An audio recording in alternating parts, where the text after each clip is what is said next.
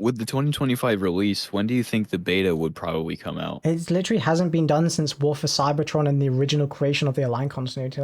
It's still kind of baffling to me that they're releasing toys before official gameplay. There's so many current devs and ex-devs even that have worked on the project that care so much. The first thing we saw about character designs like Optimus, Soundwave was from toys.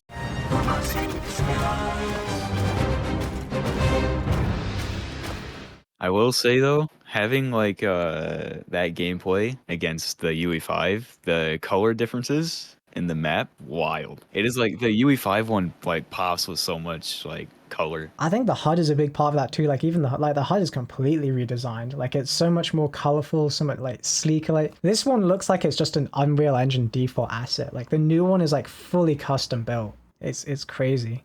So the HUD, it doesn't have the health bars in the middle anymore. In the UE5, it has it on the left and the shield on the left. And then your abilities are in the middle. They're not on the right above your weapons. There's like custom colored logos and everything, even the health and that. But the only thing that's basically the same is that the weapons are in the bottom right. True, but like they look better because they're color coded, and the HUD actually like animates and moves while you change weapon. Like it scales up, in, and out. And then you also have the compass still in the middle as well.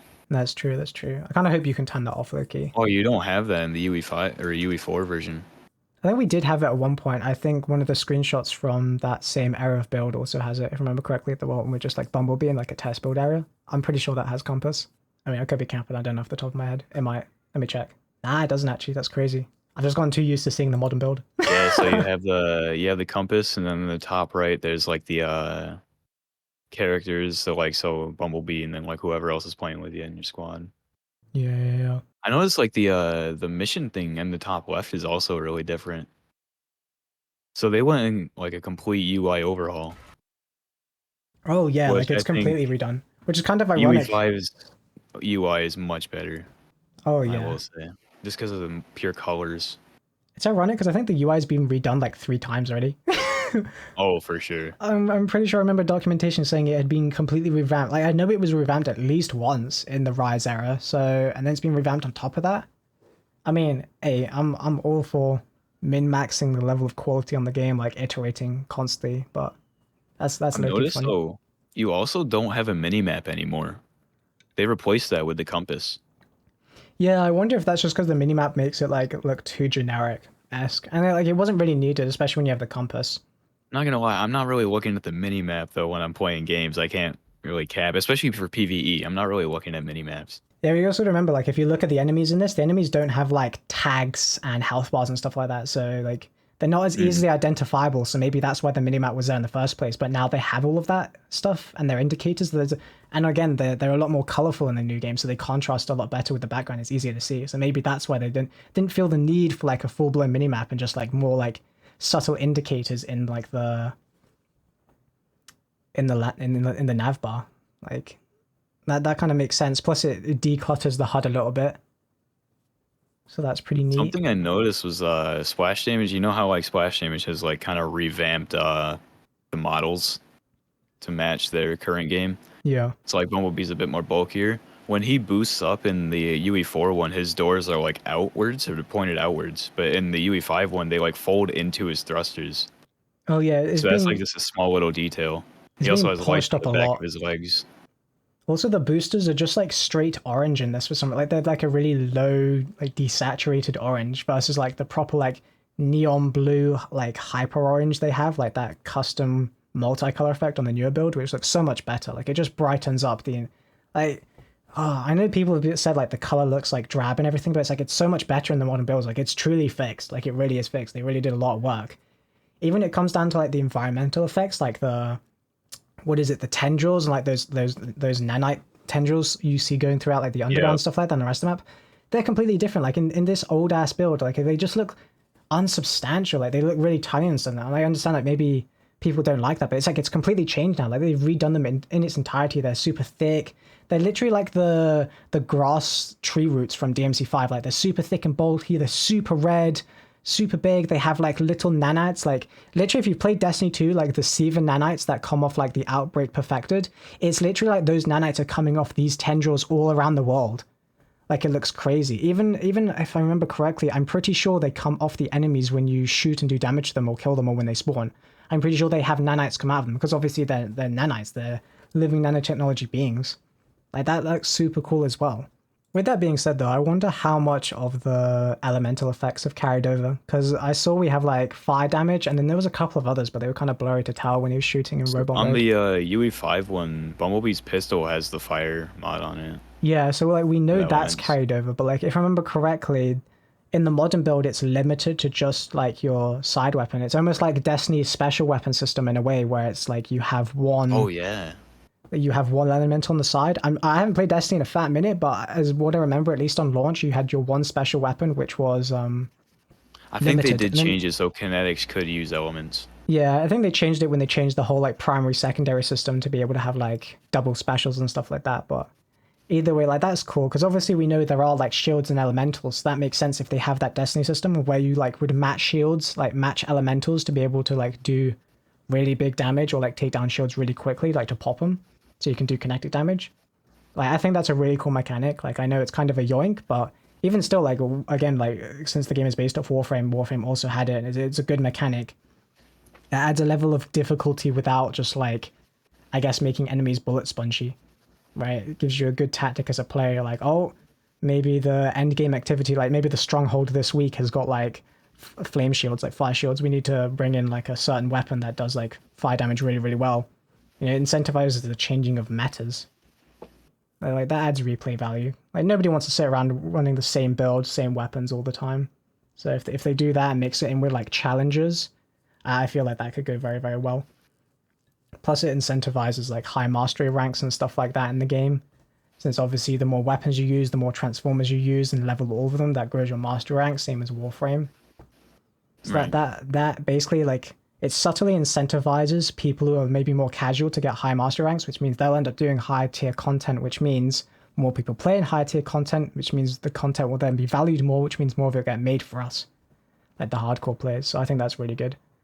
Like it's a good subtle gameplay introduction to where like you're not like gating out some content or forcing people to play this. It's like it just subtly tells you like, oh, you want to do this challenge, some XP, and then boom, gets them to use something else to get some levels and helps them progress throughout the game naturally without being like forced. It's not like forcing their hand, you know, like it's still optional. But I think that's pretty good. Something a lot of people were talking about was the mission in the UE4 gameplay with locate Marcus and his team. Do you think that takes place as like a tutorial, or do you think that's like in the beginning of the game? What do you think? I think it's definitely in the beginning. I don't think it's part of the prelogue. I think the game, if it initially stands within its original vision, you have a prelogue where you play as like an OP max leveled version of Optimus Prime, right? Right before the crash. I think So you go this would be down. taking place after. So after the crash, Yeah, Bumblebee awakens and I like think like you get your he has to prelogue, locate Marcus. then you wake up as Bumblebee. You're getting reactivated, right? Right after like the time skip of the EMP that we've seen. And then from there, you're like, oh, now you've been woken up. You have to go rescue Marcus. Maybe he's out with the rest of the squad. Right. What's also curious is I wonder if he'll come in through like if this is before like he's gotten back to the Teletran hub, and the ground bridge like tech is established with Energon and stuff like that. That means you might have to go through from like the very top start of New York all the way down into it because we already know he's in the cusp, like the starting area of the inner city, and he's going to have to get Marcus. So my guess is that you start from top down and work your way into the central core of New York City where the Harvester is.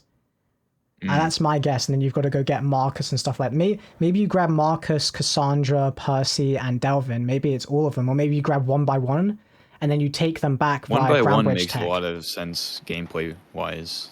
Yeah, and Because then then it could because then it introduce you to the systems. Because like if you true. rescue Percy at a different time, it can introduce you to like the Emporium and the marketplace, Marcus like mods and shit like that. That's true. If it It's like functions a similar to like tutorial. yeah, if it functions similar to like Division and the base of operations that game had, then you'll get newer characters sprinkled throughout that of the story as you build up your base of operations. So as we build up our Teletran hub with more Energon, more characters, high level vents and stuff like that, we'll slowly get those characters. And obviously in between that, we'll be getting Transformers and stuff like that because we know we got to rescue Ratchet. We know we've got to fight and rescue Ironhide. So, and then obviously we know Starscream, Shockwave, Windblade, all of those characters, Slipstream, like all these like random characters that we've seen thus far, if they're still currently within the story framework and how it was originally set out, we know those characters are going to be introduced slowly throughout that of the story as we go forth with characters and getting new bots. Dude, So they that should makes a put lot of sense. Wheeljack as like the TFR equivalent of Banshee from Destiny 2, as like the weaponsmith and Oh my. craftsmaster. What about? I was gonna say Einhide. Like he would be funny just to hear him quote, but yeah, Wheeljack would make a lot of Yeah. sense. Even that, Wheeljack's like like, the nerd emoji, bro. Look at him in Rise of the Beast. oh mate, oh nah, not nerd emoji Wheeljack. Get Oh my, Pablo. actually, oh not Get Pablo, Pablo, bro. bro. Why they do my boy like that? That was done horrendous. That was actually They should give him foul what they did glasses in to him. TFR. Bro, that was foul, man. Why did they do my boy like that? I need a skin where he has glasses. Hell no, I'm protesting against that. That's foul. You Also can't be doing my boy. on the Bumblebee toy box, there was the background of the Teletron hub. It does look a lot like the UE5 one that we have seen. Yep, that's true. Has the proper lighting, textures. I mean, I swear to God, I can grab like a certain frame that looks almost exactly like it Yeah, from like where it they took it. mirrors the Teletram hub, which mirrors the one in the trailer as well, and the other box art and stuff like that. So those screenshots and stuff like that come from the box art, definitely from the modern game, 100%. No doubt about it. It looks nothing like the UE4 version, nothing like it at all. Which Like is it's curious because, like, why would they put? It's still kind of baffling to me that they're releasing toys before official gameplay and official cutscenes or anything like that. It's kind of wild. yeah, that The is. first thing we saw about character designs like Optimus, Soundwave, Starscream, and Bumblebee was from toys. It wasn't even from the trailer. Yeah, no, that's wild for sure. Like, on one hand, I'm not surprised because if I recall, they've done this with shows and movies before where they've had the toy lines out far before the releases of that other media.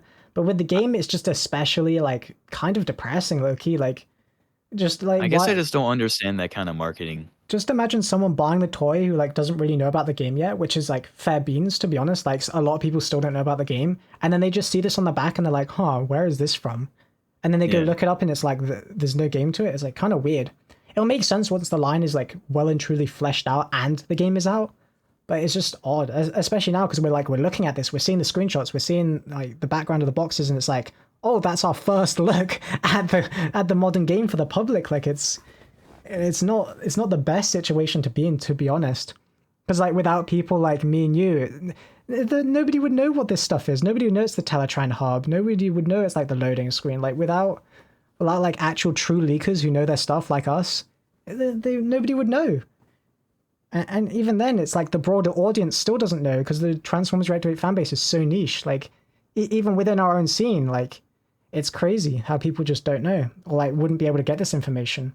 Dude, I get so many comments saying that it's an FPS game. It's like Titanfall, bro. Oh my man, yeah, I've seen that before. It's wild. I mean, like, I really don't get the appeal of people wanting it to be a first person. I can understand maybe being like misconstrued on it, especially given the trailer when it was up was first person showcased, right? There was no indication that it was third person, but even There then, are like, like the VR games that are in first person, but those are in VR. They kind of have to yeah, and be. again, they're VR, and it's like the best Transformers games are War for Cybertron, Full of Cybertron, the third person. Like, we don't need to reinvent the wheel here. It was done to perfection back in the day. Just keep it like that. You know, there's no reason to have it first person. And plus, we get to see the glorious animations of the transformations and the bots themselves with the beautiful nanite lighting effects, updated graphics, ray tracing. Like, why would you want that to be locked to first person, bro? Why? Like Yeah. it's not like the weapons or the models have been lowered in detail to compensate. Like this is running on Unreal Engine 5. This is a modern PC, modern console game. Like this thing's gonna look stunning. So It's crazy though, because TFR is going to be one of the first live service games to be on UE5. The first one's First Ascendant, I think, but this will be the second if it comes out I soon know. enough. It is wild looking at the older gameplay as well. And then comparing it to First Ascendant, and it's like, bro, the older gameplay for Transformers Reactivate from like 4 years ago is better than the current release of the First Ascendant. Maybe that's a First hot take, Ascendant, I don't I don't know know. what they were doing. Maybe that's a hot take, I don't know, but like the First Ascendant feels and plays like a brick. I'm sorry to say it. Like I'm not throwing hate. I have played it, but it is what it is, man. It feels like just a generic Unreal game. Like the movement is extremely stiff, the gunplay is unresponsive, and the abilities are exactly the same. Yet Transformers Reactivate 4 years ago, at this point in an old build on old studio on Unreal 4, looks and feels arguably better, which is ironic considering the fact that I know you guys don't know this yet, but the modern build compared to this old build is even better. It's literally even better. It looks better. It plays better. It's smoother. There's better feedback, responses, color palette, the lot. So like comparing that, like that modern version, that modern build to First Ascendant, there's gonna be no competition. It's gonna wipe Dude, the Unreal floor Engine with it 5 hands got the down. drift, bro. Got the Yeah, drifting. it's just gonna be no competition. Reactivate will wipe the floor with First Ascendant. I mean, with the upcoming TF1 movie coming out, like that marketing, especially with how well that is being received. I mean, the movie is literally getting hyped up beyond belief at this point. The fandom is going wild. Pre-sitters have gone mad, bro. Like, they even saying the 1986 movie doesn't compare. Like, they're saying TF1 is better than 1980. Now, I'm gonna be honest. I think that's cap. I think they're overhyping to a degree. Like, I'm not getting mad at the overhype, all right? I like me some good hype. But the 1986 movie, built upon a season of the original show, nah, bro, you can call me G1 Andy all you want. Nah. TF1 not going to be that good. But it's going to be I'm good, also right? worried, like, I'm also worried TF1 might be like a kind of a joke fest, like the MCU. They're taking kind of, and I don't want to say like they're copying an MCU with their jokes, but like some of the jokes in the trailer were just like it felt like an MCU movie, felt like a Yeah, see, Marvel movie. that's another thing. Like, we haven't seen the movie yet, and everyone's saying it is good. Like, they're saying it's good, but it's like, are they overhyping it, bro? Because you got to remember, these are the same people, bro. The same people that hyped up Rise of the Beast. We all know what mid-pack that was. Hey, like, everyone liked it on release. It was okay. I was But asleep during the let's fucking not cap, movie. bro. Let's not cap. That shit was Resident Took a Sleeper, nap. bro. That shit was mid-pack. Nobody went to go see it. My theater was damn empty, bro. Like, don't be capping out here. So, like, are we going to take their word on it that TF1 is hype? I mean, TF1's got to be better, right? It can't be any worse, guys. Let's be real. It can't be worse than Rise of the Beasts, right? And Last especially Night what just Lorenzo remains has on been top. trying to do, milking it into the Bayverse, when Hasbro's come out and said it's not in Bayverse, and he just goes around saying, it's in Bayverse, guys, trust. Like, nah. Now, you doing that literally hurt the game, right? Nobody wanted to see that drama. Only did, not the game, the movie. Nobody wanted to hear that about the movie, like your yap piece. Just stay away. Someone get Lorenzo, put him in a bag, and just keep him away from the marketing team. Like, don't give my boy a mic. Like, with the L takes coming out of that guy's mouth, it's just bad, bro. Just let it be, bro. Like, get PR, stick them on the microphone instead. Like, the bro's yapper is just hurting the IP franchise at this point. That's a whole different subject He matter. tried to say ROTV was connected, and now he was trying to say the TF1 was like a prequel billions of years before Bavers. Bruh, that it makes no sense. Like, he's directing this movie. How does he not know the lore? Why is he trying to shaft this in? He always wants Hurts. everything so connected. He's I, gonna try to connect TFR to the fucking movie. bruh, if he does, bruh, I'm You about to shut him imagine? down. I'll do it. I'll do it, chill. I'll personally shut him down. Taking him down with I'll us. serve him the fat ratio on Twitter. I'll do it. Whip it out. I'm so that kind of makes me happy though that TFR is in its own universe. Yeah, Just like, because like they can do whatever they want. it literally hasn't been done since War for Cybertron and the original creation of the Align continuity. Like, that level of freedom has not been given. So, like, I'm so happy Reactivate has gotten that. And we already know how good of a thing that is, because now we've seen like all these different characters from across continuities being mixed in. Obviously, we know kind of the base of the game is G1, but we know that's kind of how Hasbro like to do their modern envision of the branding of the TFIP. We know they kind of stuck towards that They G1 practically aesthetic. base everything new off of G1. Yeah, so like it makes sense, but like this is like that modern twist. It's its own aligned. We've got Predacons, we've got Maximals, we've got Autobots, Decepticons, we've got a brand new Legion faction. I mean, as long as it's low-key not linked to Kist players, but it is what it is, you know what I mean? So like it's completely brand new, which means they can do anything and everything. And then with Rise of the Beast, I mean, the only good thing to come out of that movie was Unicron got retconned back to being a multiversal entity, which means thus, by law, any lawhead knows. Opens the door Literally, to TFR. that's what I'm saying, bro. Anyone who knows their Transformers worth their salt knows that now Unicron is in TFR by law. By law, by proxy, he is now in TFR. So anyone you hear saying, yapping, oh, Unicron's not in the game, Unicron not in TFR, bro, look at the law, alright? The law says otherwise, right? And that's straight from Hasbro. That's all I'm saying. That's vetted by Hasbro. So you arguing with Hasbro about Unicron not being in TFR? Be my guest. Be my guest. You know? Though I don't think Unicron should be in TFR until like a few seasons into the game at least, because they got to build him up as this massive threat. Oh, And yeah. I feel like if they just like throw him in at the end of season 1 or beginning of season 2, it's not going to feel as much as a threat as he should be, because he's a massive guy. You know, you're not going to fucking fight him within one season and win. Like, I'm Oh no, for sorry, you ain't sure. doing Like that. build that up over the course of like 4 to 8 At least, but maybe seasons. by the end of like year one, maybe by the end of year one, beginning of year two, Oh, but I don't not even know. I the think first honestly, I season. know people don't want to wait, but even like year 2 or year 3, because you got to remember, we can go through the entire story arc of the Legion and their like owners or predecessors at this And point. We there's can also all these other villains that we can fight in the meantime. exactly like God forbid if the storyline follows the arc of like, oh, the Legion belong to the Quintessons. Like that's the entire year 1 arc right there, is going to them going off planet, right? And then from there, it could link back to Unicron, right? It could be as simple and quick as that, or it could branch off, like how they could bring in like Lockdown or someone or some rendition of that character. Then, Oh, the or lockdown raid, bro. what is the guy from Armadas? What is the guy who plays like dual deception, like the sneaky guy? Oh, chat knows. Sneaky guy. Oh, he played both Autobots and Decepticons, and I'm pretty sure he was the Herald of Unicron in that. Like, bro, that would do even better, bro. Could you imagine? And they sneak it in. Like they introduce this new character we meet like off-world while we're going to the Quintessons. Little do we know we're getting played from the very beginning, or the character arc would go nuts, bruh. And then they slowly introduce it by lore snippets because that character ends up speaking with both factions, especially because Autobots, Decepticons, and the rest of the factions are all together against the Legion. It could go in even more undetected because it's not like the factions are completely separated.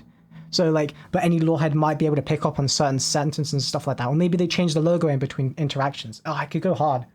Like it could actually go so deep. How they could even link it in with like Easter eggs, with like hidden lore. Yeah, like it could go so deep. You were talking about Sideways. Oh, Sideways, that's it. Yeah, Sideways. If they did like a character like that to foreshadow Unicron or something. A two-timing transformer whose allegiance follows his own agency or whims at the time and eventually fall into the servitude of a dark menace. Yeah, like, oh, dude, a character like that. Oh, they could, even if they don't want to use him, just create something from scratch, like a new Transformer bot. Again, because it's his own continuity, they can just do whatever they want. The possibilities are endless. Like, oh. If they had to follow already established lore by like whether it be movies or the old games, I feel like that'd be such a detriment to the game's overall success. I can't lie. I mean, we've seen what happened with the movie games. I mean, I'm glad exception. I'm glad they aren't trying to revive the Cybertron games with their story. At least continue it. I'm glad they're not doing that. Because I know that's what so many people want. They want a third Cybertron game, but that's just not what Reactivate is. It may play like it, but it's not story wise. I understand that sentiment. I love the games as much as everyone else, but especially considering you And like can't get the it's games not like anymore, I feel like it's they better to continue leave it it. on its own. They can continue it with post-launch content. If they introduce the multiverse aspect, bam, they can do it. I mean, the multiverse Androstic is technically in due to Unicron's lore implications, but if they want to do it in gameplay, sure, right? You could literally do like the Netflix series where you go into It can be Unspace like and a then whole boom. season. It can be a whole season plot. Return to Cybertron DLC, easy. Right, they should literally do what they like. Everyone shits and clowns on the Netflix stuff, but it's like, bro, go into Unspace, time travel, boom. That's all I'm saying. Then we get to go back to Golden Age Cybertron, just like it was in the G1 cartoon where the Aerobots went back to go visit Orion Pax, who then became Optimus Prime. I guess it depends now with how they want to structure the lore given the new movies and how they're telling the story, but there's nothing to say that that version can't happen in the game because it goes through a different continuity, right? There's nothing stopping them from continuity hopping. Yeah, it might get messy in lore. Maybe some people don't like that messy multiverse stuff, essentially since it's tied in modern media. But again, it'd still be fun gameplay content-wise. You got to remember, I feel like we can't be discounting multiverse because we don't like it just off that basis. Because remember, that could link in Bayverse, Prime, BotBots, Armada. It can link in all of those character renditions that everyone likes. Everyone has a different favorite series across multiple generations. Get those as skins, characters, more cha-ching. Hasbro's not going to say no to that, so More it might not money. be off the table, right? That's all I'm Give me saying. the Vader skins, bro. It's an easy way to shift it in lore-wise within the game. Or they don't even have to do it, since it's its own continuity, depending on how the Predacons and Maximals have been, like, integrated, especially with how weird the integration has been in modern depictions anyway, there's nothing stopping them from just dropping these random-ass character designs in, realistically. And there's nothing stopping them from just doing it even, like, in a modified way. Maybe they do an adaptation for the game of that character. I mean, they've done it before. There's nothing stopping them. So, I don't know, that's all I'm saying. Like the game has limitless potential. It just depends on how they want to go about it. It sounds like unless they fumble the bag completely, it's almost impossible to screw up with how the Hard to believe timelines have that they been would set up. fumble it. Yeah, it'd be But hard. like, I'm not gonna sit here and say that there's been games that have been in development for like as long as TFR has, and they still failed. There have been games like that, Oh, for sure.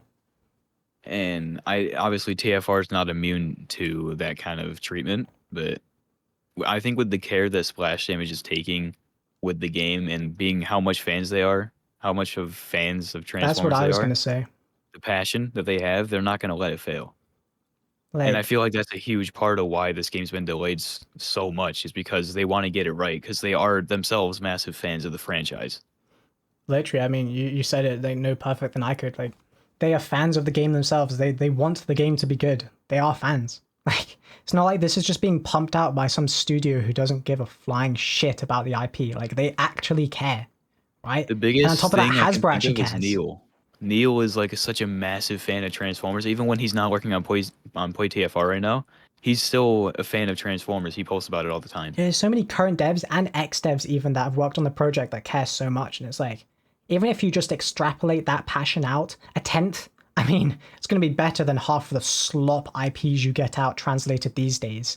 I mean, Oh let's yeah. just be real, right? So, like, you can say maybe you don't want to have high hopes, you want to keep it level, but looking from how the devs speak on it, right? Like, if only we had better communication from the devs, then like I feel like a lot of this like questionability or like negativity around the game would be squashed instantaneously. But I guess it is what it is. You know, I would rather have this and know the game is going to be like an absolute banger upon release than like get everything told to us. I am still a little bit worried though of how much like people are gonna hate how it's a live service because it's still not public knowledge. People still think it's a first person shooter.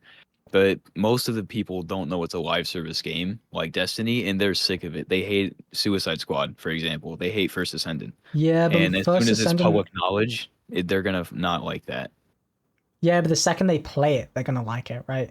Because like First Ascendant is just slop, and Suicide Squad was overcomplicated slop. But TFR actually has some care into it, has some thoughtfulness into the mechanics, into the longevity. And again, like it's hard to compare. I know from the outside it's easy, but from the inside, when you actually know, when you're gonna get to see it, like it's not it's a night and day comparison. It's completely different.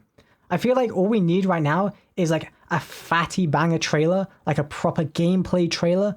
Boom, solve everything. Like you see that trailer, like the rest of the fan base sees it, they're just gonna be mouth dropped. They see the characters, throw in a juicy, sparkly cinematic. You've got them hooked. You've got them hooked. So like that's what I feel like at this point. They're just waiting on something like good official to hit them, and then they'll just be eating it up. Everyone likes to hate on it now because there's nothing, they don't really know much. You know, kind of on the bandwagon. You know, a lot. I've seen a They couple did of also people that just delete the hate on it for hate's trailer. sake. That's true. That's true. That doesn't help. They deleted the That's trailer. another like that alongside the poor communication. Like you can't cover it up for this long. Like, you just can't. There's only so much No, cope I saying it's feel going to like be better, though guys. they deleted the trailer maybe because it just didn't meet their expectations as to what the game is now. Do you Yeah, that think? that that's no, that's true. That's true. It literally could be like this does not represent the game anymore. This is old, and we know that that trailer was from certain affinity. It was from that era. So again, that makes it even older. So at this point, a lot has maybe changed. Maybe it's not relevant. Maybe it does not propose the game they That wanted also it to just be proves viewed. of how much fans that Splash Damage is of, of Transformers. Exactly. They They were want like, you know what? their trailer This to be trailer perfect. wasn't good enough. Yeet. We're going to Yeah. craft some absolute banger one, release it TGA, smack people down, and then hit them with a 2025 release. You got a year to wait, revamp the marketing, right off the hype of TF1. I mean, it's good to go at that point. Like you could ride the wave of hype and then just have it Self-sufficient. climb. Just climb to the moon. And then all we need to do is have a smooth launch. I mean, that's pretty much it. I mean, just smooth launch in the bag. Make sure you got enough servers. Make sure you got the capacity well done. Make sure you got drivers set ready to go from Nvidia and AMD. Boom. Easy peasy.